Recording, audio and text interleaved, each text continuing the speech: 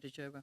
Thank you very much, Mr. Siddiqui, for joining us. And Welcome. we hope to hear a lot more from you as we ask you questions that will shed light on the role of the media in particular in Islamophobia. That's what I'm going to try and focus my questions on.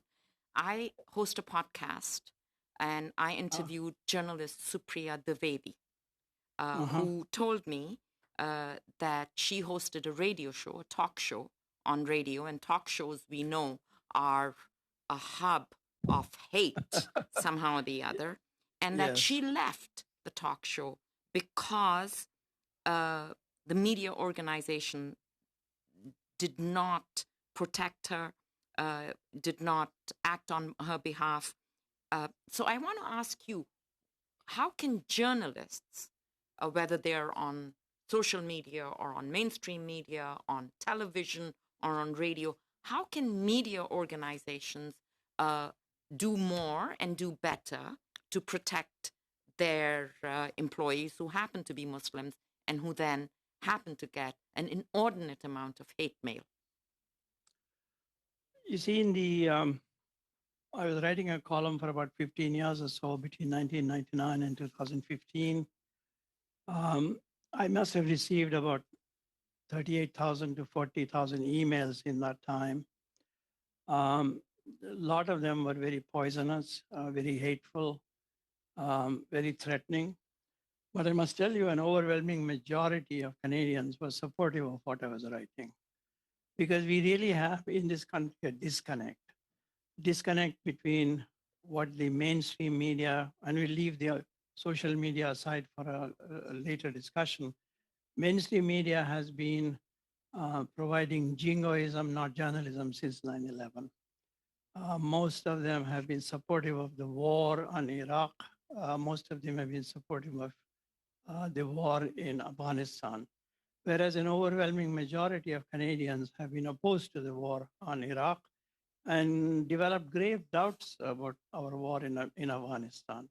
Yet the media, with the honorable exception of the Toronto Star, and I don't say that because it was that's where I work, but that is a fact. So there is this disconnect. And in those media across the country, including mainstream newspapers from Montreal to Ottawa to Winnipeg, Regina, Saskatoon, Edmonton, Calgary, Vancouver, mostly in favor of the war and mostly promoting jingoism on a parallel track. They were also have been fanning Islamophobia, either as a matter of policy, because Islamophobia is a business model in the media. Fox News is the most extreme example of that. We have had versions of that in Canada as well.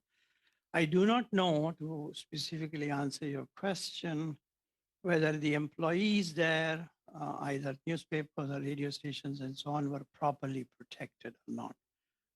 I certainly was protected. My newspaper gave me, in effect, carte blanche to say what I wanted to say within the rules of journalism, laws of libel and so on and so forth, and good taste. So I was lucky. So it's despite the abuse that I got, overwhelming majority of Canadians agreed with what I was saying. Number one, lucky. Number two, luckier still, my employer was always behind me. So I do not know the answer to your specific question, what other people may have suffered. And I'm sure they did.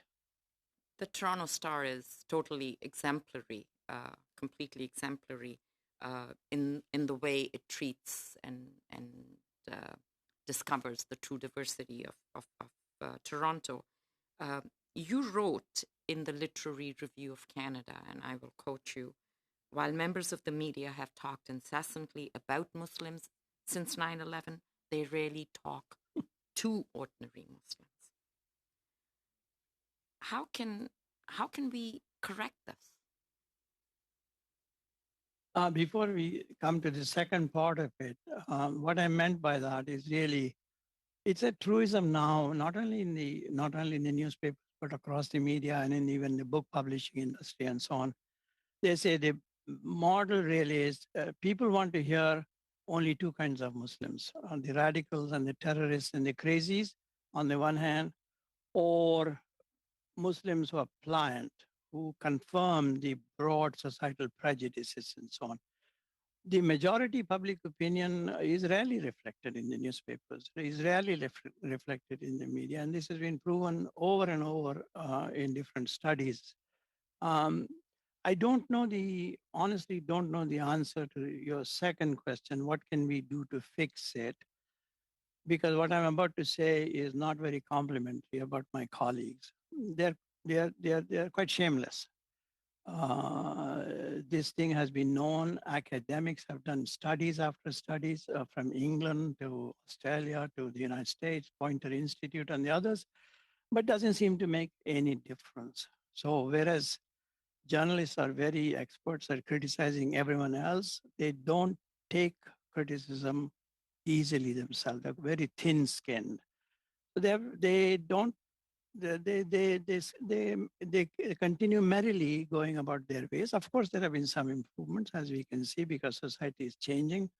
There's a greater awareness of and greater higher consciousness about Islamophobia.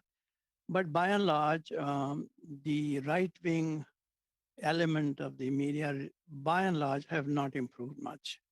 So I hope that your committee would be instrumental in giving a clarion call and shame them into what they have done, what you have heard across the country yourself.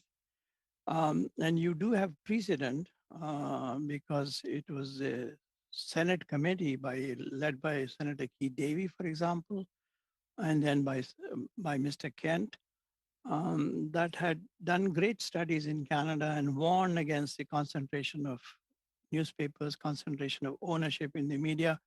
Neither study got anywhere because of the enormous power of the news media to beat it back. But I do wish you luck, and I do hope that you would mince no words in announcing your conclusions. And I also hope that, in fact, when your report does come out, that you will have a separate section on the media, that you would ask for editorial board meetings across the country to go and speak to the editorial boards. There is a long-standing tradition in this country of editorial boards welcoming committee chairs and so on to go and brief them. And if they turn you down, that would also tell us something.